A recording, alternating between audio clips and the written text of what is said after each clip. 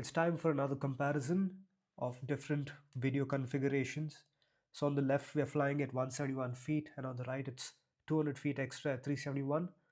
On the left we had a mistake where autofocus single was set, and that's basically given a blurry video although the resolution is 4K. At 400 feet, of course, there is a much better perception of the lay of the land, a lot of tree canopies and between canopy insights. In the next one, we have 171 feet on the left and 271 feet on the right, just 100 feet difference. What I immediately notice is that on the left, at a lower altitude, we see the trees appear much sooner in the frame, and that's very useful. There is much more information about the tree, especially in the midsection, and this is good for shade planning.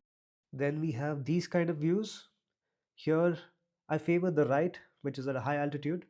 These can be used for marketing purposes and just generally giving you a broader context of the land. It looks quite good. Then in these kind of shots, we see the left, the lower altitude is better when it's transitioning the gimbal pitch from 45 to 90.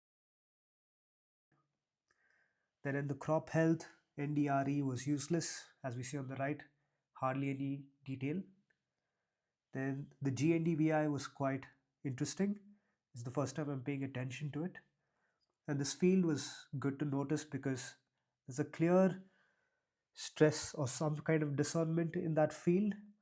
And then if you look at the regular NDVI, that's blown out, it's saturated. So GNDVI is pretty good. I'm going to bake it into my further analysis.